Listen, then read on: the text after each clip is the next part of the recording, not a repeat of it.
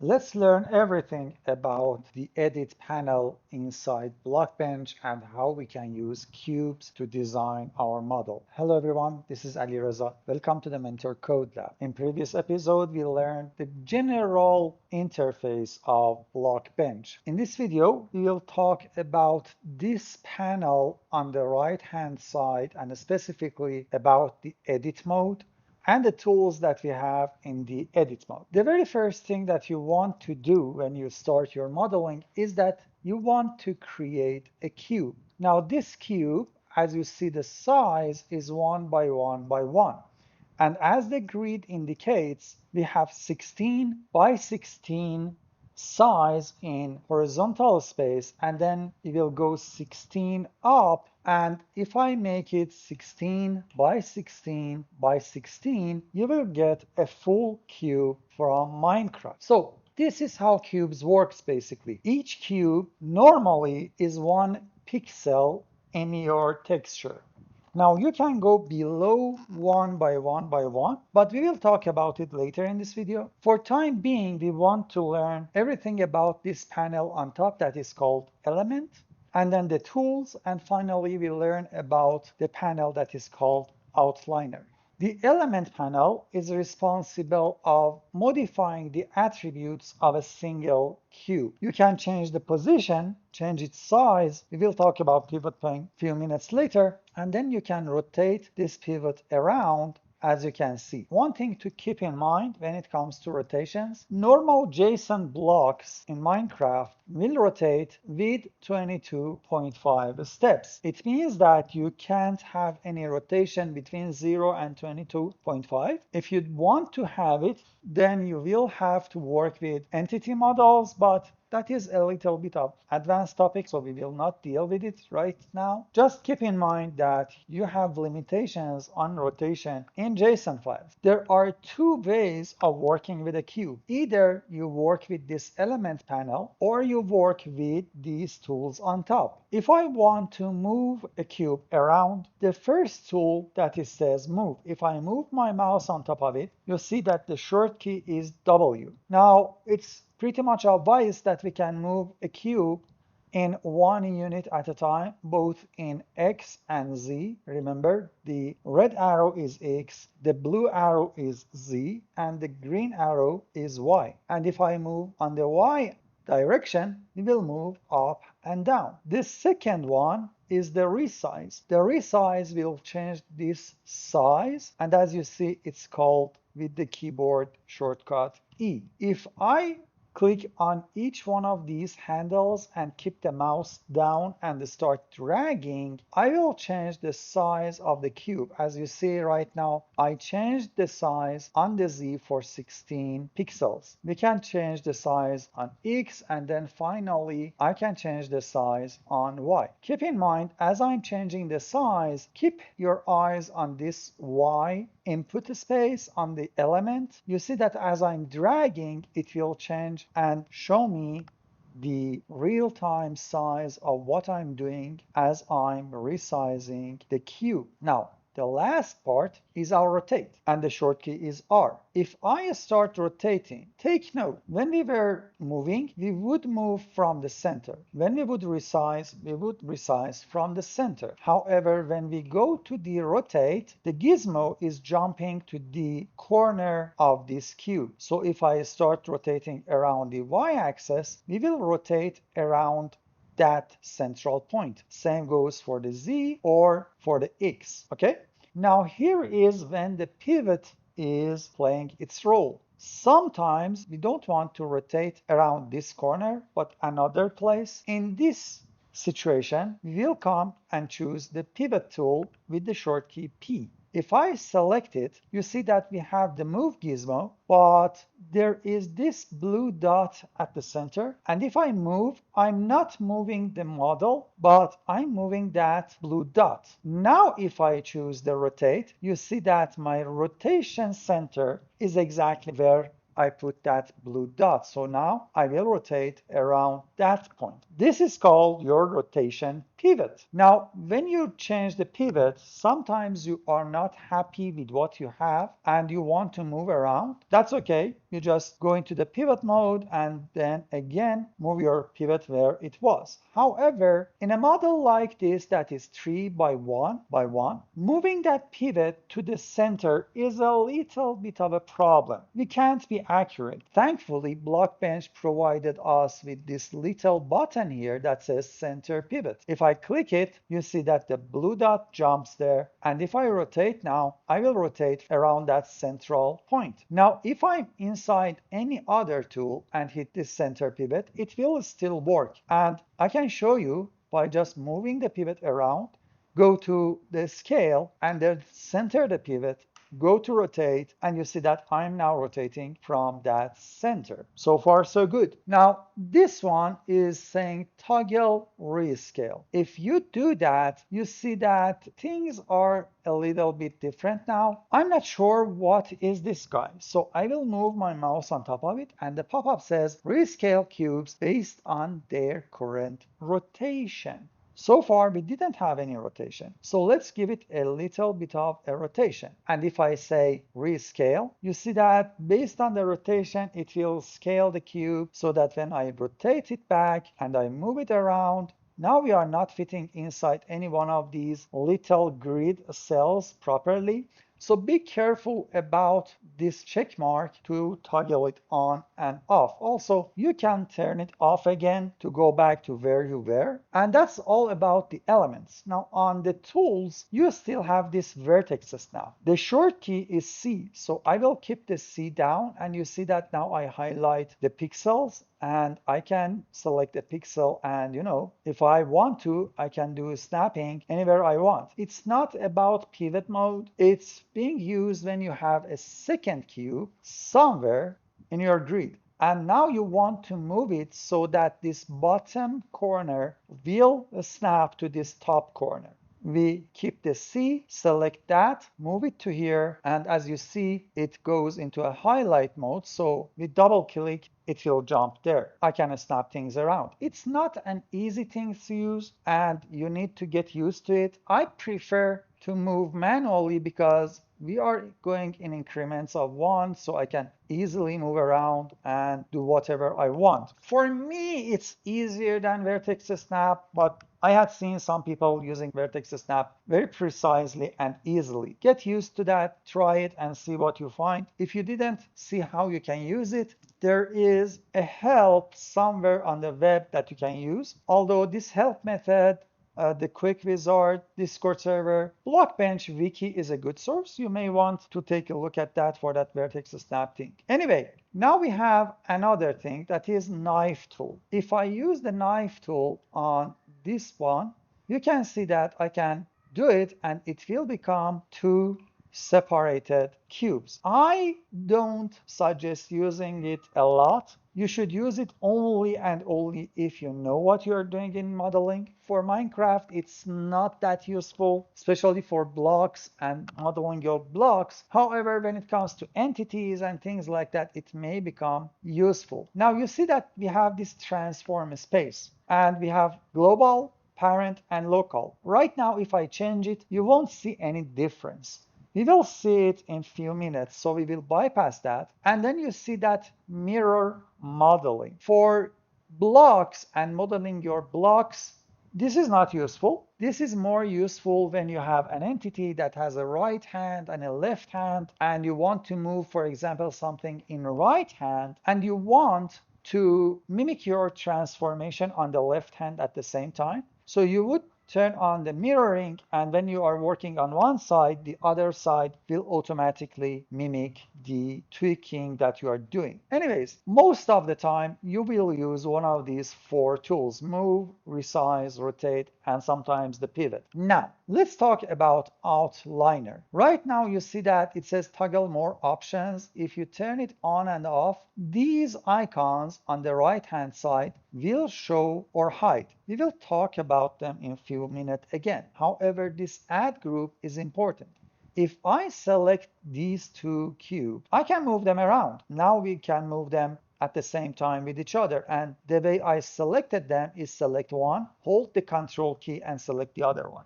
But sometimes we want to group them to each other so that when we move the group or rotate the group, it will work. We can also turn on the visibility for the group. And when we are working with two cubes, that doesn't show its golden power. But when we are working with, I don't know, 20, 25 cubes, and we call them cuboids sometime, that is when you want to organize things. And that is when this add group shines. Keep in mind, if you are working with entity models, you always want a group at the top layer, and everything should be a child of this group. And you will name it either main or root, something meaningful, because then in the code you need to access that name. Okay, now we have two ways of putting things inside the group. We can select them and hit add the group, and as you see, they indented a little bit. If I close the group, they will be hidden.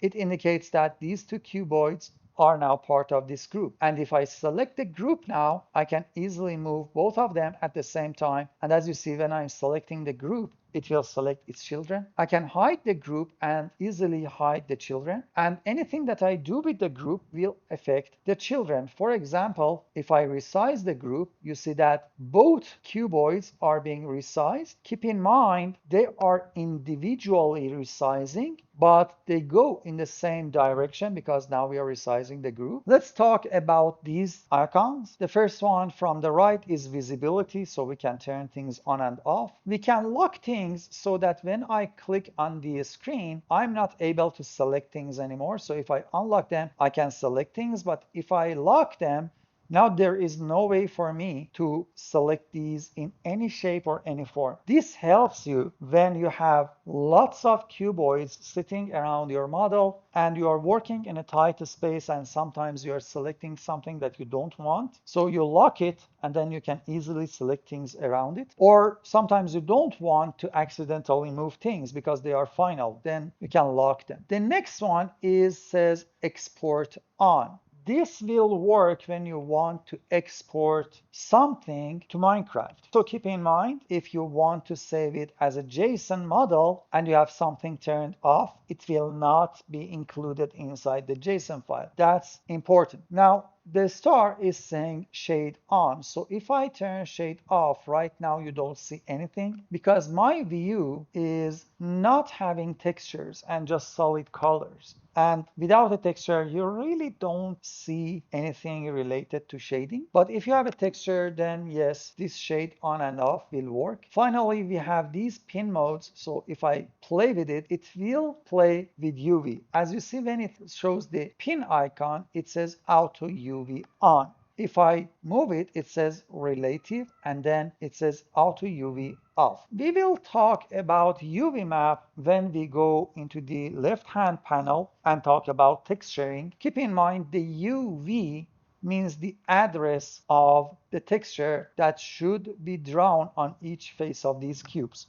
Okay, there is nothing more to talk about in here. You can just hide things and show things, or put it on the left side, right side, top, bottom, or keep it as a float window. But there is one special thing that I want to talk about. If I move this cube to exactly cover the other cube. Now, take a look at here. Sometimes that top left corner as a rectangle shows green and the rest is yellow. And if I move around and rotate around, you see that they are constantly flashing colors. This is called Z fighting. It means that we have two faces that are exactly on top of each other without any precisional offset, even not 0.000001 on any direction. They are exactly on top of each other. So in this case, when you want to render these two faces, the GPU wouldn't know which one to show. Should it show the yellow one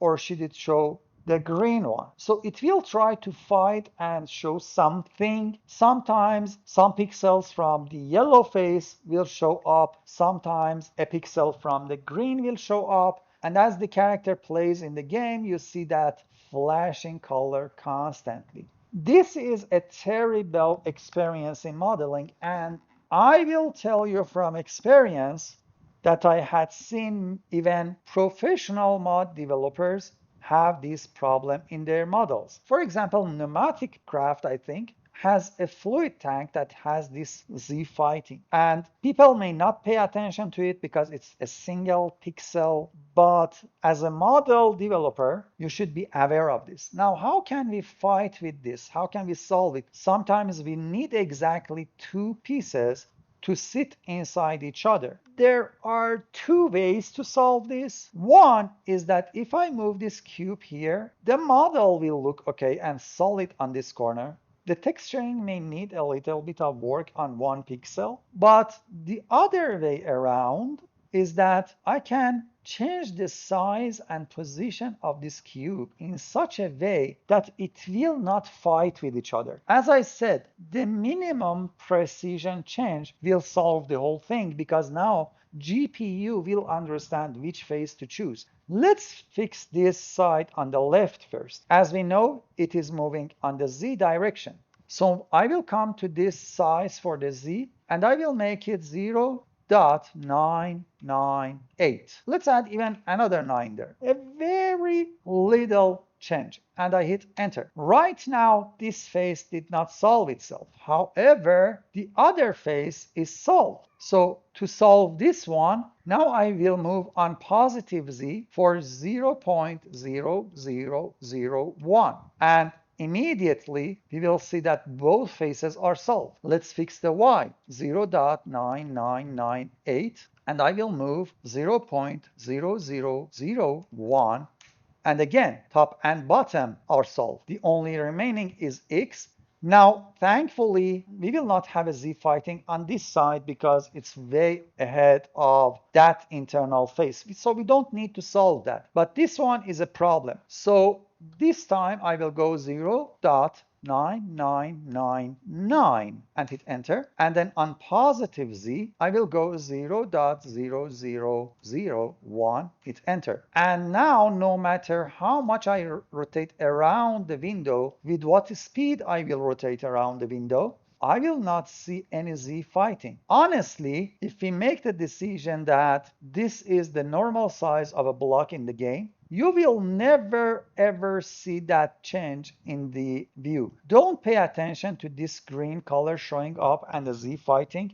I'm not sure if it's visible in the view for the video or not. I can see it. It doesn't matter. When you go into the game, the Z fighting will not happen. If you are not sure if it will be okay or not, because right now you can see a little bit of flashing happen here and there. This is in Blockbench. The renderer in Minecraft will handle that. But if you are not sure, then let's do that. 0.998. And instead of this, we will go 0.001. And again, 0.998. And here, 0.001, 0.99. Let's go with another 9, 0.001, not 4, sorry, 0.001. So now you see that Z fighting again was solved, and honestly, no matter how you look at this block from far, you will not see any offset being shown. Even if I move this block toward right, that precision change is not even showing here. Yes, maybe a little bit of a pixel, 1 pixel, and that is on this zoom. And you will never, ever, ever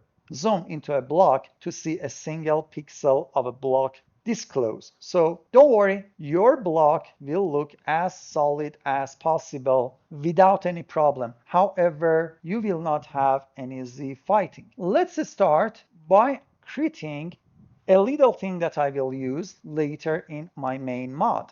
And that is a fluid tank model. For that, I want a 16 by 1 by 16, and this will be the bottom, okay? Now, another useful thing that you can use is that I wanted an exact duplicate of this thing moved up. So I will choose the cube and hit Ctrl D. This is a short key and it will generate a duplicate. Now I can be not precise and move it manually, or I can be precise and say 15. I know that I have 1 pixel at the bottom, 1 pixel at the top, and 14 pixels in between. I can confirm it if I use a block here as a ruler and make the height to be 16. You see that the top portion are exactly matching. This is my ruler that says this is a height of a full block. Another thing that you need to remember is that where your grids are actually showing is exactly the bottom section of a full block. Okay, now I have my bottom and top. I want 4 corners, and these corners will be 2 width on both sides, and they should go from this side to this side. But as I said, I don't want to have any Z fighting, so it's easier to just move them 1 pixel up and make them 14 in the height. So I will duplicate it, move it to this side, duplicate it, move it to this side, and duplicate it, move it to this side. I have 4 corners now. Okay, then I want to have an indentation in these 1 pixel corners. So again, I will create a cube, move it 1 pixel in from that edge, 1 pixel up, and again, I will move it up. Okay, I will duplicate it and then move it to this side and this corner. Again, duplicate it, move it exactly to be side by side with the side panel, corner panel, and then another duplication. And I will continue this until I fill the whole 4 corners with these models. One more, and that is our inside corners. Because this is a fluid tank, we will have transparency, so these will show up, and it's nice to have that little detail. Then I want another section that will cover this border actually, and I want only the bottom and the top. So I will create another cuboid. I will move it inside using the resize. That's it. Duplicate it, move it to the top, and that's it. Now I can select both of these, duplicate, move to the other side. I can use the rotate tool on a duplicate one, but honestly using cuboids is much easier. So just move them up, go to the proper side, use the resize, and that's it. Duplicate, move to the top, select both, duplicate, move to the other side, and that's it. Now, the general profile of our tank is ready. You can use it as a tank as it is. However, I want to show a glass picture inside of it. And by doing it, I will show you another tool that you can use and another trick actually. Let's make a cuboid, and this cube will come one in and here and one up, okay? And I will resize it so that I will fill this whole internal section. Actually, yes, I want to go all the way to the top because sometimes a player may look like this into a cube from bottom, and then I want it to go all the way to here. Now, this is nice, but let's group everything else and let's hide them. Actually, I should have gone all the way to the top. Let's group them and hide them. Now you see that we have depth in this face. I don't want any depth to be shown here. This is a glass, a piece of glass without any depth, because if I texture it with some markers here as degree, I will have a duplicate of those markers showing on the back face, and that's not what I want. So there is a trick that we can use. Either we want to resize it on the Z, so I can use it here and say 0.001. Now I will be face to face with almost no depth on a plane, or alternatively, I can choose the resize tool and keep Control key down, and I will move now. And you see that now I'm moving that side not by the increment of 1 pixel, but 0.1 pixel, okay? So I can go with, I don't know, maybe here, and we will end up with a little bit of dent. We can't go beyond this. If we want to, I can move one more and I will be face to face with the depth of 0. This is exactly a plane. This will render properly, don't worry, inside your model, especially when you are looking from this side. But we don't have any depth anymore. Now, what if instead of 0.1 pixel, I want to go with a little less precision? This time we keep Shift key down, and you see that instead of 0.1, we are now going with the steps of 0.24. So 4 times, and we are end with a plane. Okay, now I need to show the rest of the model. I will duplicate this and I will move it around. And if I move it one more, actually, let's take a look. We will cover this space, and now I have some Z fighting on this one. So I need to go 1 pixel in on this direction. And in here, I will move another one, and I will have a Z fighting on this guy. So I will move it 1 pixel in. Okay, now I have two sides done. And yes, we will have to move it up and move it down. I was wrong. This is the place that we want to cover. For this guy, move it one up, one down, and now we are happily sitting in place. Although if you want to, actually let me do this. The problem is that if I look into the window from this side like this, for whatever reason, I will see that degree border, and I don't want to have that. So I want to fill this whole gap from top to bottom on both sides. So I will go 1 pixel up, 1 pixel down, and I will move it one more pixel inside. Okay, so now